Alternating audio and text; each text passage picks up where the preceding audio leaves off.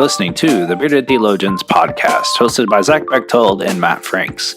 We hope you enjoyed today's podcast and check us out online at beardedtheologians.com.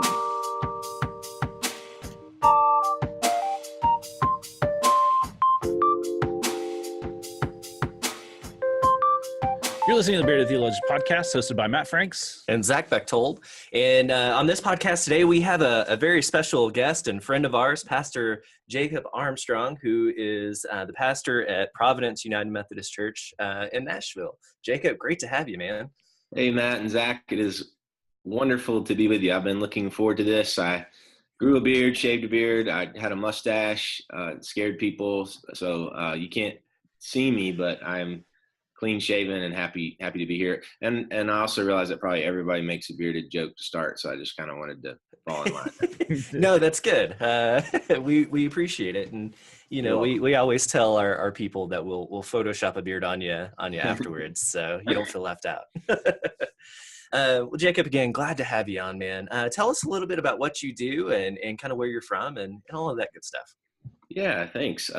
As you said, I'm the pastor of Providence Church, which is a United Methodist church just east of Nashville. We're about 10 miles outside of Nashville. And I think, I'm not sure when you stop being a church plant, but my wife and I and a team of people planted the church 10 years ago. So actually this September, we're going to be celebrating our 10-year anniversary. So it's been a great journey. We're a mobile church, meaning we didn't have a permanent place to meet for over 8 years. So sort of a real part of our DNA and identity is not connected to space and place, but more of a, sort of a sent community of folks. But we're coming up now on 2 years in our first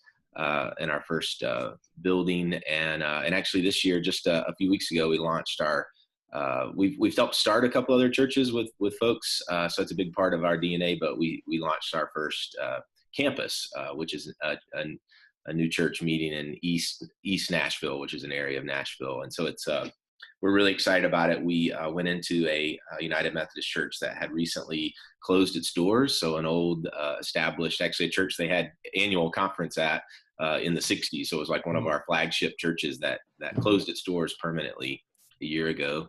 And we're working with another organization that's going to turn the building, it's a 40,000 square foot building, into a place for transitional housing for the homeless. And we have planted a church there called Home Church, which is reaching mostly millennials in our city. So as you can tell, that's something I'm really, really excited about. And we branded it not really like as a campus of Providence. We really believe in the pastor and the leadership there. And so we're just trying to empower them to be who God's called them to be. So yeah, we're a 10-year-old church, and who our vision is to see people who feel disconnected from God and the church connect with Jesus. So that's really out front for us, seeing folks who feel disconnected. And we find that most people feel disconnected from God and the church from time to time. And so that's our big focus. I got a note this morning from a young lady who's 30 years old and coming out of a rehab program and prison, and telling about how she's found a connection with Jesus at the church. And so we just finished celebrating that and looking forward to her baptism in a couple weeks. Oh man, that's awesome. There's a lot there just in that. I'm fascinated by the mobile church thing, right? Yeah. But just going off that idea of connecting those who feel disconnected, I think I think some of the ways that we approach church and approach bringing people in the church, we get hung up on generations or age groups and, just certain sections of people that we may be missing or probably are missing in our churches. But I think I think with leading with that, connecting those who feel disconnected, you're right. We all feel disconnected from God at some point in our life for some season, for some reason, and approaching it that way, really, that's a broad scope of, we're going to bring all people, right? We're not going to go for a specific group or anything like that, other than those who feel disconnected, which is all of us. Right? Yeah, all of us. Yeah, I mean, that hits on the heart of our church. When we started our church in my living room, we did this crazy thing. We just opened up the Bible and we asked ourselves the question, like, what does it look like to follow Jesus in this community? That was 2008.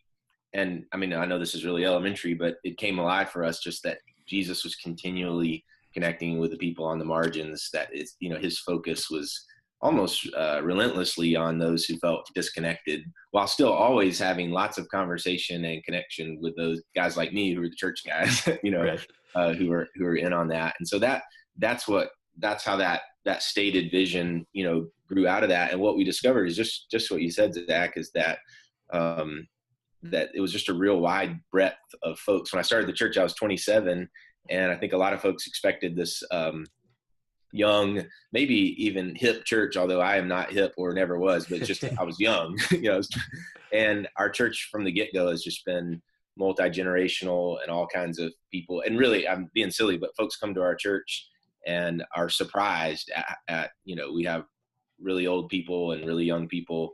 And some of that is helped by that my hair turned white when I was like 29 years old. So, mine totally skipped that white phase. Okay, It just cool. gone, right? Well, and mine's in this receding mode. That's why we're Okay, good. So I'm glad we could talk about that. My therapist says it's good for me to talk about it. Right. Open, because it was sort of a surprise to me. So Jacob, you have a plethora of books on Amazon. I was like, do I have any of his books? Because I obviously have enough books to not keep track of everything. And actually, I do have like several of your books, and you have several of them. Which and you have a new one coming out, right? Yeah. Okay. Yeah, actually, just this week or last week, I have a new book called A New Playlist that's come out, and it's about hearing Jesus in a noisy time or a noisy world. Yeah. Thank you for bringing that up, Matt. Yeah. And it comes as a series, actually, a 3-book series that I'm writing. That's the second one, and the series is called The Connected Life. And so these are a lot of my writings coming out of the life of our church. And so the hope was to help other pastors and church leaders with just that, helping people who feel disconnected connect. And so they're geared towards that. I think they work great for the person who's been established in church, but also help give language.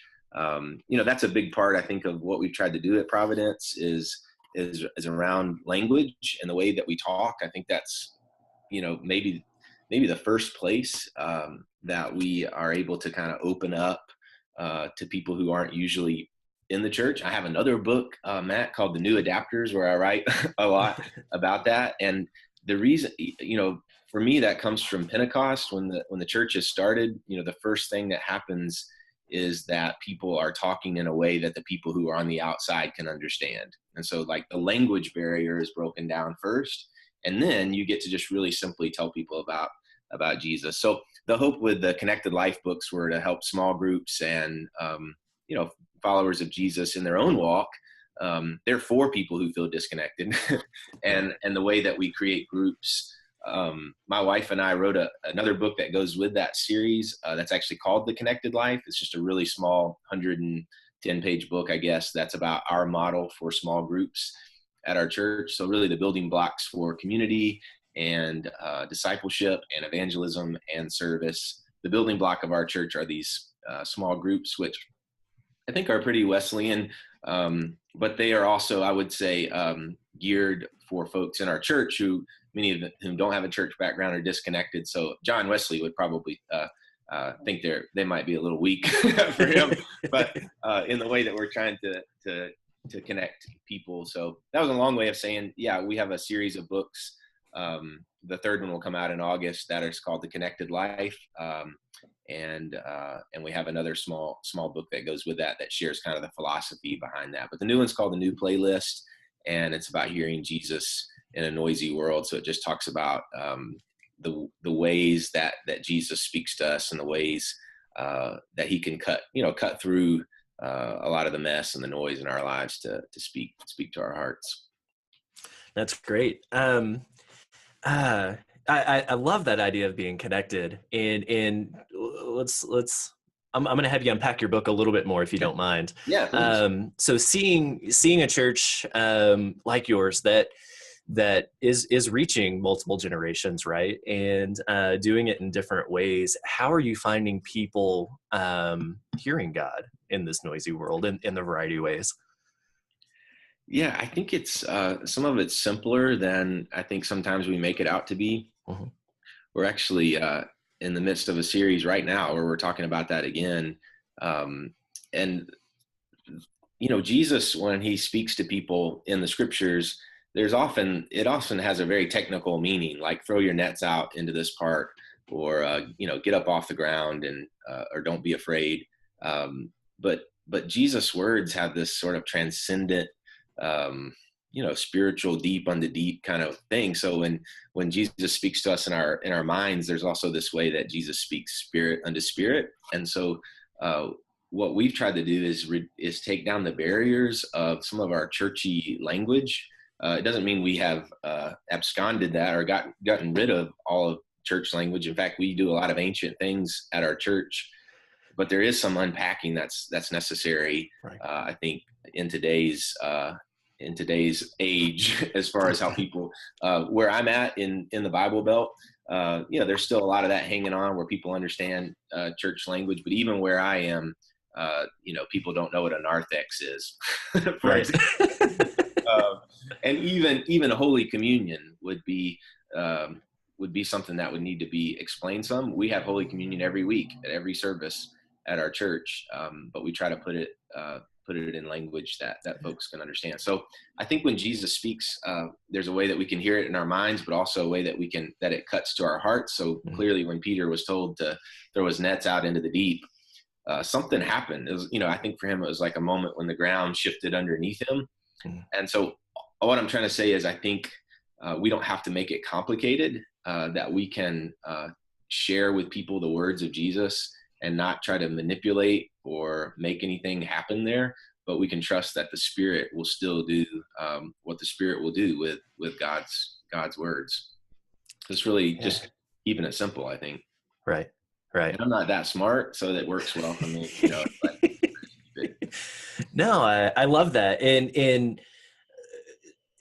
you're right. We do keep it simple. And I'm working through your interruptions book with my church for Lent, right? And that's it. It's simple. It's taking these simple stories, right? And they speak. And I love the idea of especially during Lent, where we're supposed to block out the interruptions, right? Yeah. We're supposed to ignore them, and yet let's find God within these, right? Whether it's the woman tugging on the robe of Jesus, and he pays attention to it, or the woman at the well. It's whatever these interruptions are. Instead of ignoring them, let's find God within them and see.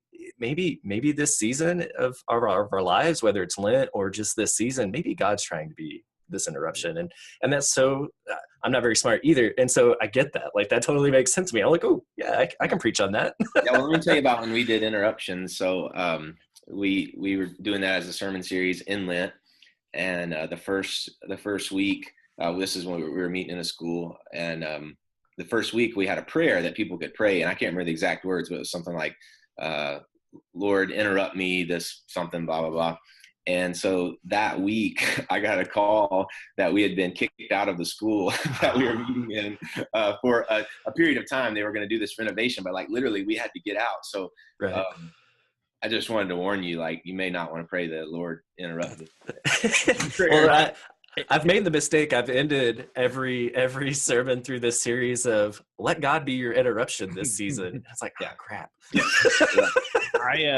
I've accidentally prayed the George Acevedo prayer of Lord, send us the people that nobody else wants. Yeah. That's a deadly prayer. If you want, I mean, 2 Sundays ago, I prayed that prayer before our worship meeting.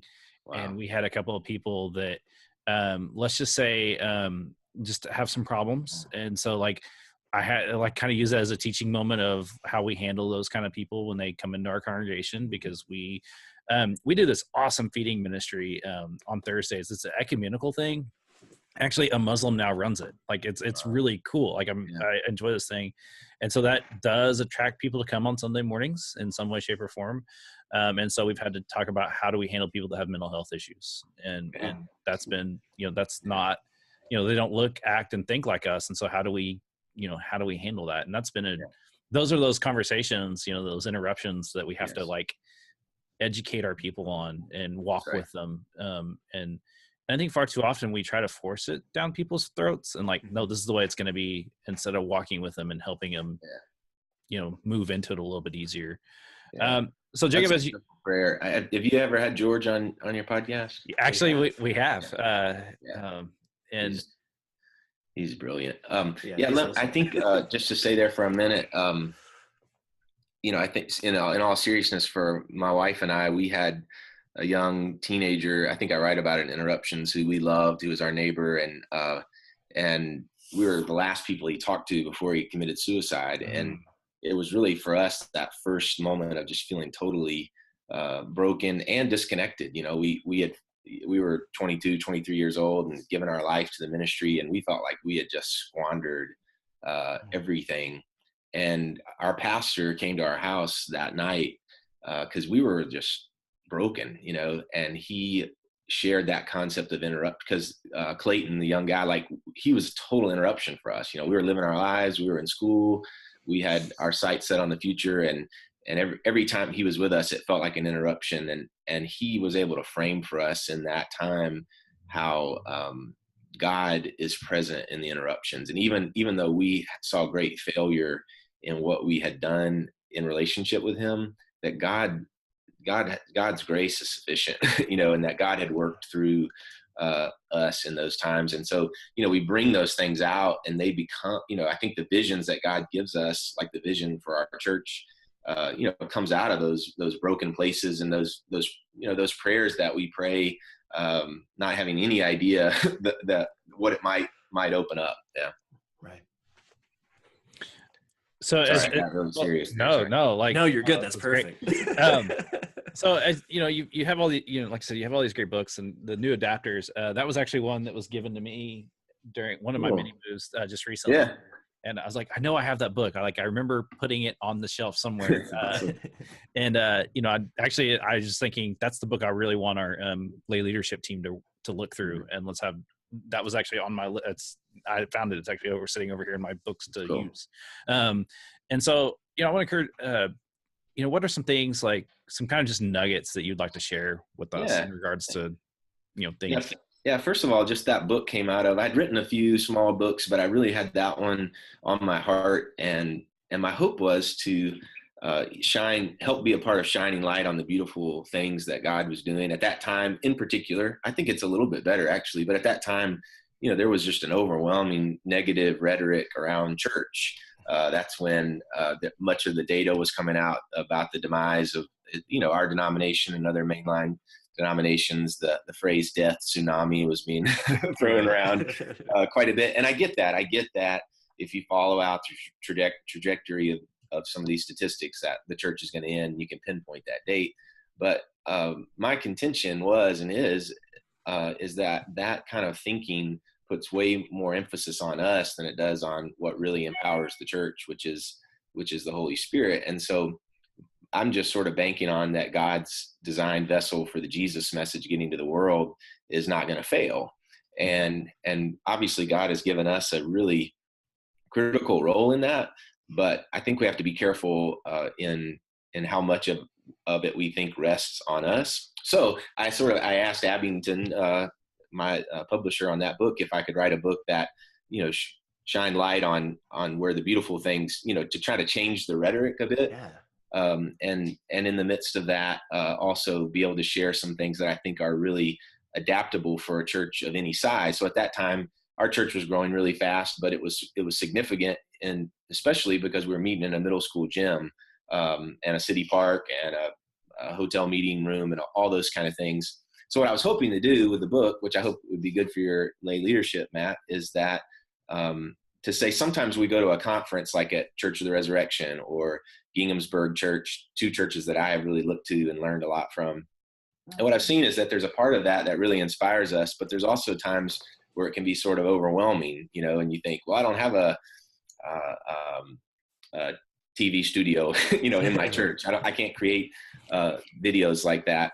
And so what I was hoping to share is that as a church in the middle school, which sort of strips away all that stuff, the things that they're doing in those places can be adapted that we shouldn't just throw that out. And so then I got the gift of having Adam Hamilton and Mike Slaughter join me for a bit in putting that together. To put their names on it in a sense was a way of saying, yeah, this is not just something done at a church that's in an affluent area or has all the resources at their fingertips. And I really encourage people to not discard what you could learn from places like that just because it may look different. So The New Adapters is really a book written about folks, small, medium, large churches that I considered were doing that core adaptive work. It's what a missionary does. A missionary goes into a place and listens and learns before they act. And I think a great miscue of the church, which can be tracked back quite a ways, is that we stopped listening and learning from our community. So our churches became sort of programmatic, and that worked under the assumption that when people came to our town, they would come to our church. And so we'd want to have the programs that would, meet the needs of these families and individuals who are coming. Well, we kept doing that for about 40 years past a cultural shift where people weren't just coming to church, but the churches kept operating under that. And I talk about in the book how the original megaphone created by, I can't remember who it was, Thomas Edison or somebody. I just said crap too. The original megaphones had like these two horns in the ears and one in the mouth. And so I talk about how I think the church has to return to listening more than, sending out a mail out, right? And we send out mail out, so I'm not against that. Right. But if we are not continually listening and learning from our community, and I went to plant a church in my hometown, so I could have just been like, hey, I know this place. And to be honest, I was probably 7 or 8 months in before I realized I was cramming a vision that I had received in seminary into a community where it didn't fit. So one nugget I would say, Matt, is this idea of the vision must fit the mission field. No matter how great it is, you have to be contextual and adaptive to make sure that it connects. So that's a big part of it. And then I think the other thing I would bring up is just that idea of that I was talking about with language and the way that we do things in worship. Sometimes to me, I can go to a place and it feels so disconnected from the community. It doesn't feel organic and even authentic to the people that are there, but we just keep doing it and keep doing it. So it's just a book to encourage people to be the expert in their community. I don't think there's a cookie cutter for how we do this. I'm really ingrained in the church planting world now. And one of the biggest things I see are young pastors, young church planters who have this great vision and they neglect to actually see where they are. So. Right. I love that you took and really addressed that, the church is dying. Because I get that question a lot, being in rural Montana, and I've served in Texas and New Mexico and kind of all over the Southwest and now in the North. And that, especially when I go home to Texas, my family likes to have that conversation of, well, the church is dying. No, I don't think it is. Yeah. I think we're actually getting stronger, right? We're just getting away from saying we go to church and actually not going to church. The people who are coming are actually coming and they want to come and say, wow, we don't have young people. Just go get people, right? But it's about building these connections. It's about taking and addressing that head on of, no, we're not dying. We're just doing things differently. We're playing catch up in a lot of places now because we've taken that model over the last 40, 50 years and it doesn't work. And so now we're having to go, oh crap, where are we at? What are we doing? And I think that's where, the real reality is that the metric never worked. Right. Is that, we were only judging churches based off of one metric, your worship attendance and membership. And the church is so much more. I mean, and it is. That's something we wrestle with in my current congregation is that, there's not a day where there's not something going on in this church. I mean, and it's, a lot of it's, community stuff that we can offer, hey, we've got a space, you can come and use our space. And, some of it is, we have people that have hearts and passions for different kinds of ministry. And, some of that stuff, like the ukulele choir, we can't really put that on that doesn't go on any report. Cause that's all they do is they sit around and play ukulele, and that's, it's a good little thing. And so, Jacob, as you, we value your time, and we know that you've got things to do. You're a church planner, and so you definitely have a busy schedule. um, um, and it's Thursday for Zach and I, so this is what we do. You're good, man. Keep rolling. We can do this all day. Yeah, go ahead, Zach. No, go ahead. I was just gonna say, is there, what else do you want to share? Is there anything else that as we've talked that you want to? Because I like that you said, look, we go to these places, and as missionaries and as visionaries, we see bigger churches, and I serve three. I'm a 3-point charge, right? And one of my churches is in a town of less than 200 people. They have a church, which is us, the only church in town, a bar, and a post office. So these are really the only 3 places that have their doors open regularly in the community. And they look around and go, oh, there's nothing like us out here, but they're doing really bang up stuff in the bar and in the surrounding community that bigger churches I've been in have been afraid to do. And so I love that idea. So is there anything else along those lines of how we, just a church of any size, how we go out into our mission field and see what our communities need? Yeah, I think a couple of thoughts come to mind, but one of the things we learned, I think there's things that for church planting is not like the ultimate. It's not something everybody's called to, but I do think there's some things that the established church can learn from church planting. And I'm sort of an established church now, and so we try to remember our roots. But on our first when we were starting our church, like we barely had a name. I had a sort of a date that my district superintendent wanted us to start. So I had to kind of just like make it up and be like, yeah, we're starting, but we weren't really anything. We just kind of had a name for our church, and we named our church Providence Church, which the name of our community is Providence. So it like wasn't even clever or anything. It was just like, I got to do this. But on the first weekend that we were going to have our first worship service, the day before, we learned that our community was having an event. They call it the Spring Jam, but it was really just like an Easter egg hunt. And so on that Saturday, I was driving to the Spring Jam. So a year before, I had been at First United Methodist Church in Murfreesboro, where I had served for 8 years on staff. So a year before, I had my little girls at the church Easter egg hunt. And so I'm driving to the Spring Jam, alone, and I'm passing all the churches in our community, and they're having their Easter egg hunts. And I sort of had this feeling of loss and, thinking, what in the heck am I doing? And because I'm a church guy. Right. But when I got to Charlie Daniels Park, so we're where country music is king. Yeah. And Charlie Daniels is one of our famous residents here. Like Devil Went Down to Georgia. That's right. Yeah. Okay. And so Charlie Daniels Park, that day, 3,000 people came to this Easter egg hunt, and we were like painting faces and giving out balloons.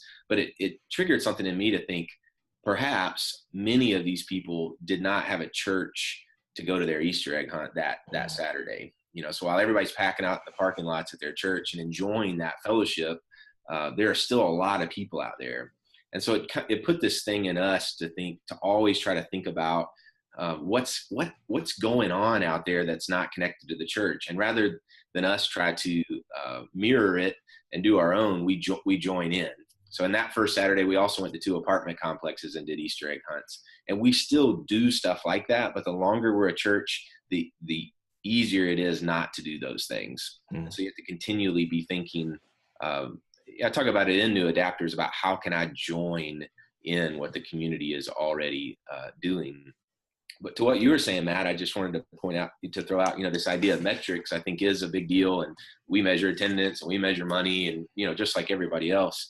But as a church that has a stated vision that we derived from listening and learning to our community and being among people, one of the things we try to measure are stories. And I know that's very amorphous and hard to do, but even you would find on our website, we put Providence stories up there, and we're continually telling stories of people being connected to Jesus. So there's some metrics that come out of that, like baptism, like the lady I told you about to begin with, and church attendance and that kind of thing.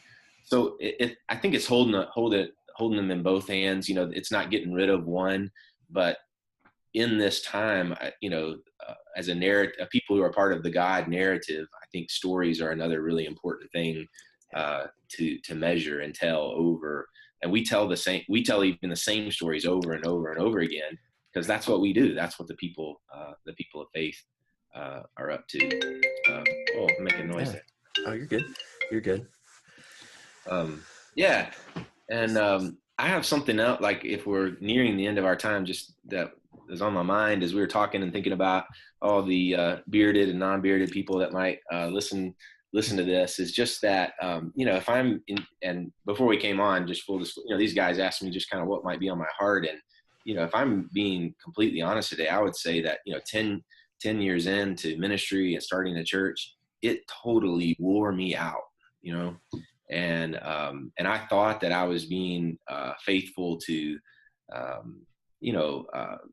boundaries and timing and all that, but really I had gotten off track in a way of, I think, focusing too much on self, that led to too much of a reliance, a false reliance on myself, that led to, for me, anxiety and just a real emptiness. And so I'm in a process now of just trying to kind of, find my footing again in the midst of that. And the key, clearly for me in that, is just a deep abiding in Christ, And so I just kind of, as we come to close to a close, we can talk technical stuff all the time, and people will ask, like, why did our church grow? One reason our church has grown is because our community is growing like crazy. There's tons of people, and I want to be upfront about that. So the way that we would measure things outside of Nashville, Tennessee, one of the fastest growing cities in the nation, would be totally different than in Montana. Right. But the heart of it, I don't think is different. And give me just a few more minutes, and I'll please go as long as you want to go.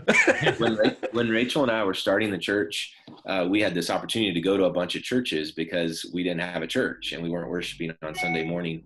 And one of the things, so we would get to sit down with leaders that we admired, and we sort of saw this dichotomy of, it seemed like guys and gals who'd been in the ministry a long time either sort of tended to being sort of this, this toughened, hardened, thick-skinned kind of leader who could handle a lot of stuff and wasn't afraid to encounter conflict, but you could tend towards being like a jerk or a donkey. We have a different name for it in my house, but it's like, you know what I mean? I'm not saying they were there, but you had that way. And then you would also see people who were in ministry who would become sort of a doormat, and people would walk all over them.